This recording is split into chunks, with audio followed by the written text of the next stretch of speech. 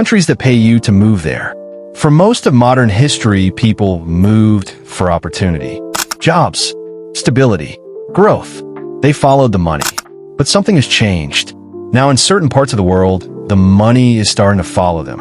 Governments, regions, entire countries are offering incentives to bring people in, cash payments, tax breaks, free land, relocation support, not out of generosity, but necessity.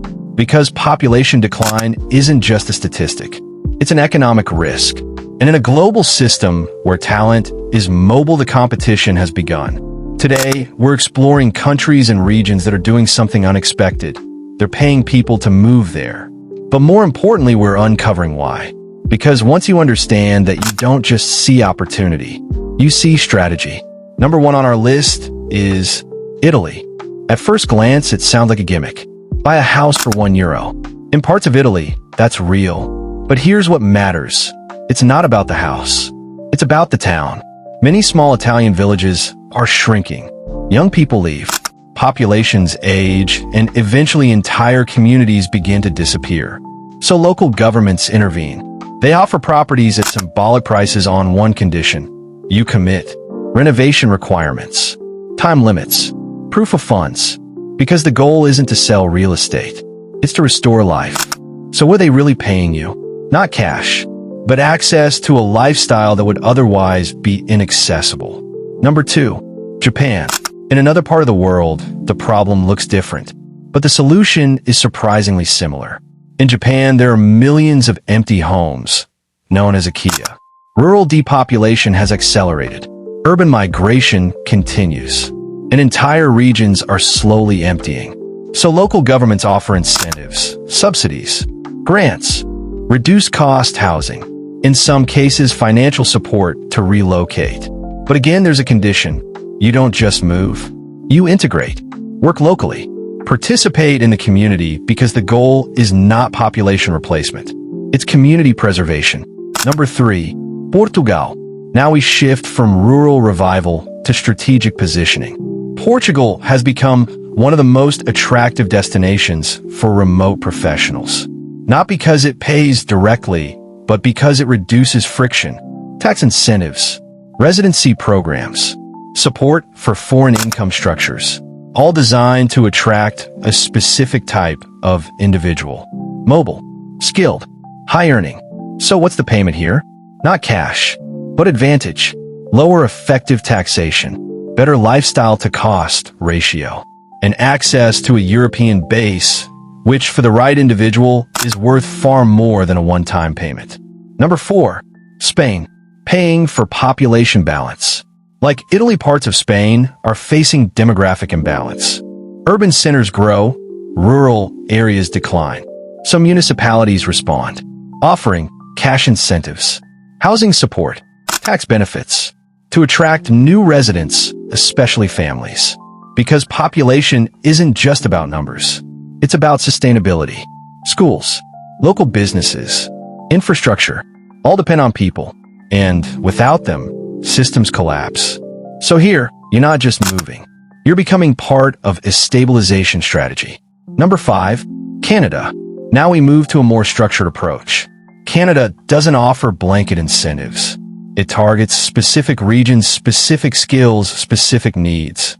Through immigration programs, candidates are selected based on what they bring. And in return, they receive access. Permanent résidency pathway. Work opportunities. Settlement support. So what's the payment? Long-term stability, which, for many, is the most valuable asset of all. Number six, Ireland. Some places don't need more people. They need the right people. Off the western coast of Ireland, there are islands that feel untouched, beautiful, quiet, and increasingly underpopulated. So the government introduced something unusual: grants, financial incentives to restore vacant properties, to bring life back to places that once thrived. But this isn't passive relocation. It requires effort, renovation, adaptation, commitment to a slower, more isolated lifestyle. So what are you really being paid for? Not just moving, but rebuilding continuity, keeping a place from disappearing. Number seven, Greece. Some islands are famous. Others are quietly fading. In parts of Greece, population decline has reached a point where intervention becomes necessary. So incentives are introduced: monthly stipends, housing support, relocation packages, targeted at specific groups, often families. Because this isn't about tourism, it's about sustainability. Schools need children. Communities need continuity. And without that, even the most beautiful places become static, preserved but no longer alive. Number 8. Switzerland. Now, we move into a different category entirely. Not affordability, not accessibility, but selectivity. In certain villages within Switzerland, incentives exist to attract new residents, but they're highly structured. Financial contributions are offered to those willing to relocate, but with conditions: minimum investment, long-term commitment, integration into the local economy. This is not a broad invitation. It's a targeted alignment. The region identifies what it needs and attracts individuals who match that need. So the payment here is not about cash. It's about access to one of the most stable, high-quality environments in the world. Number 9. Australia. Large countries face a different challenge. Not population decline, but population concentration. Major cities grow rapidly, while regional areas lag behind. In Australia, programs are designed to shift that balance. Incentives for skilled workers to move outside major metropolitan areas. Support structures. Visa pathways. Regional benefits. Because distribution matters. Infrastructure, housing, economic activity, all depend on where people choose to live. So here, you're not just relocating. You're participating in a national rebalancing strategy. Number 10. Chile. And now, we shift into the future. Not rural, not residential, but economic. In Chile, programs exist to attract entrepreneurs, startup founders, innovators, builders. Through initiatives, funding is provided equity-free, along with visas, support systems, infrastructure. This isn't about filling empty space. It's about creating new value, new companies, new ecosystems, new economic layers. So we being paid for here, not just moving, but building something that didn't exist before. For most of history, opportunity was tied to place. You went where the system already worked. But now in certain parts of the world, the system is adjusting to attract you, which changes everything.